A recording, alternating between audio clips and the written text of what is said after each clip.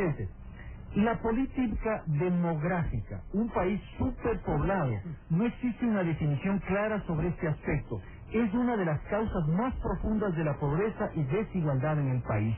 En esta revolución que usted propone desarrollar, es preciso saber qué vamos a hacer con la gente, porque al parecer el país está superpoblado, existe demasiada población. Entonces, este es un elemento fundamental que yo no he escuchado en las propuestas que se están definiendo. ¿Pero quién le dijo eso, Andrés? Sería presidente, es una cosa elemental. Con todo respeto, eso está totalmente equivocado. Ecuador es uno de los países de más baja densidad demográfica de América Latina. Tiene capacidad para alimentar 80 millones de habitantes, solo somos 13 millones. Y el problema actual de la humanidad no es como dice Galeano, demasiadas bocas que alimentar, sino demasiado egoísmo. Por primera vez en la historia, el problema de la pobreza puede ser resuelto. Tenemos los medios técnicos, los recursos para hacerlo. El problema no es la escasez de medios y de recursos, el problema es el sistema. Un sistema tremendamente desigual. Con esto no quiero caer en la demagogia y responsabilidad de cada quien tenga los hijos que quiera y que el Estado los mantenga, ni mucho menos. Pero no es cierto, eso sí se lo digo con total convicción, que el problema es exceso de población, ni siquiera en Ecuador.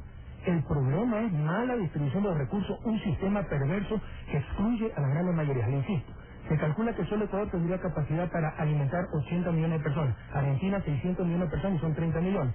¿Cómo podemos decir entonces que hay exceso de población? Dicho esto, si hay un problema de falta de planificación familiar en los estratos más bajos, tal vez que no tienen acceso a educación sexual, a planificación familiar, a métodos anticonceptivos. En esto yo soy católico practicante de la Iglesia, he tenido mucho que ver. Yo sigo la doctrina social de la Iglesia y la doctrina moral de la Iglesia, pero creo que hay cosas que en el siglo XXI deben ser revisadas, como el uso de preservativos, una educación sexual adecuada para los jóvenes, sin rasgarnos las vestiduras, etcétera, y eso solucionaría mucho el problema de ciertos sectores de estratos bajos que no planifican adecuadamente su familia. Ahora, Pero el problema no es exceso de población. es que no hay la capacidad del Estado, de la sociedad, de responder a las necesidades de esa población. No hay servicios básicos. Usted ve todas las pobladas periféricas de la ciudad. Pero por problemas de sistema económico y social, no porque hay demasiada gente. Pero si no tenemos para atender a ellos, a los actuales, peor a más. No, yo le pongo un ejemplo extremo, Andrés, que ya lo he dado. Nuestro Producto Interno Bruto está en 44.000, hace un par de años está ya 46.000 millones de dólares. Póngale que sea 39.000 millones para que nos salgan cifras cerradas, que somos 13 millones de ecuatorianos, $3.000 por ecuatoriano. La familia tipo ecuatoriana es de 5 miembros, $15.000 por familia anualmente, dividido para 12 meses, nos da $1.100 más o menos, un poco más de $1.100, $1.200 pongamos para cifras cerradas, por familia mensualmente. ¿Sabe cuánto se necesita para salir a la pobreza en este país? ¿Cuánto es la canasta básica? $500. Si hubiera una mejor repartición del ingreso, en este ejemplo, extrema equidad, que tampoco nadie busca, porque es imposible llegar a eso, ¿verdad? Ya tendría cada familia el doble de lo que se necesita para estar fuera de la pobreza. Y se hubiera eliminado la pobreza. La pobreza actual en Ecuador y en el mundo entero no es un problema de exceso de bocas, no es un problema de demasiada gente, no es un problema de escasez de recursos.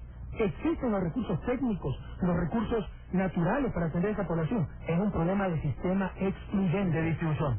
Gonzalo, por favor. A propósito del tema que están tocando, me parece interesante escuchar al señor presidente sobre la situación de la pobreza. ¿Cuál es el índice de pobreza en el Ecuador en este momento? Mire, todas las mediciones de pobreza son bastante inexactas, existen varias mediciones. ¿Por qué serían Por inexactas? consumo, por ingreso, porque no es fácil, hay que hacer encuestas, eso es caro, no es que se pueda hacer periódicamente, así que no tenemos cifras definitivas. Hasta noviembre del año anterior teníamos un gran éxito en algunas mediciones de pobreza y de equidad. Sin embargo, cuando empieza la inflación, eso golpea a los más pobres. Entonces se revirtió un poco esa tendencia a disminuir pobreza y a disminuir equidad, pero tenemos que hacer nuevas mediciones. Tengo aquí unos índices y se los voy a comentar se los voy a transmitir para que usted los comente. Del año 2000 al 2001 habría disminuido la pobreza del 64.7 al 58.3. Del 2003 al 2007 vendría disminuyendo 49.1 2003, 43.8 2004, 41.9 2005, 2006 37.4 y prácticamente tendría esa curva descendente, ahora se lo voy a pasar, señor presidente, se tendería a estabilizar en 36.6 hacia finales de 2007. Las fuentes del INE, de MENDU y CIE, una elaboración de Hexagon Consultores.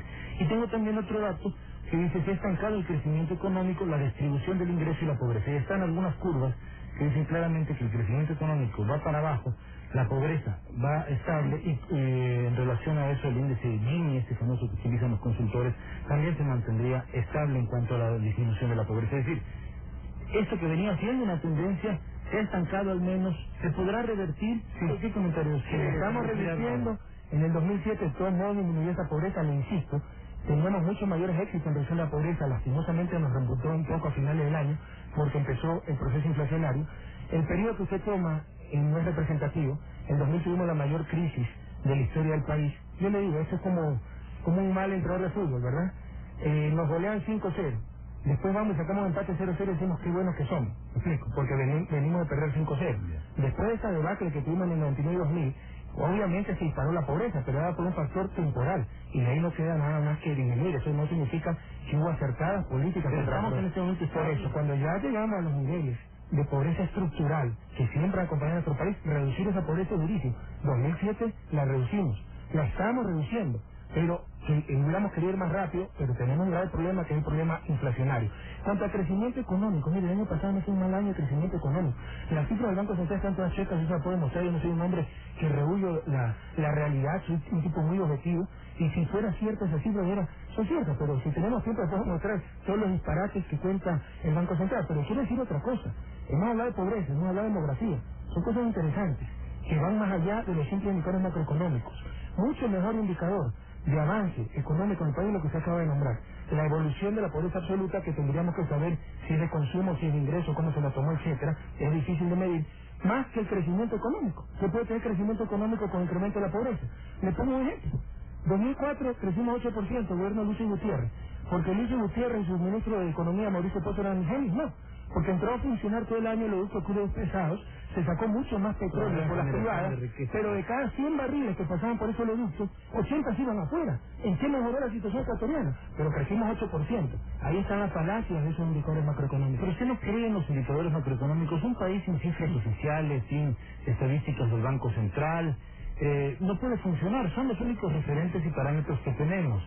Si el año pasado se dijo que el crecimiento económico fue 2.6, 2.7, según algunas de las cifras en relación al Producto Interno Bruto, podríamos considerar, presidente, que también hemos tenido un frenazo en cuanto al crecimiento. Esto se debe a las políticas económicas del gobierno, se debe al clientelismo, se debe a un presupuesto inflado, o afectan otros temas a su modo. Se debe al neoliberalismo. Si usted revisa esa cifra, se le dio el neoliberalismo en Ecuador. Incluso la inflación, yo le voy a mostrar.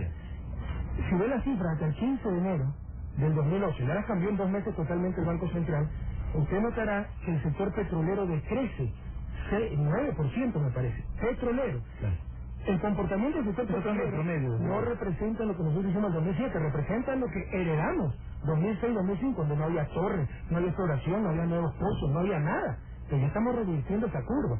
Yo, como soy muy exigente, también he transmitido la imagen a la población que Petrobras está peor que antes. No es que está peor que antes, está mejor. Vamos a tener crecimiento económico, pero no va al ritmo que busca la revolución ciudadana.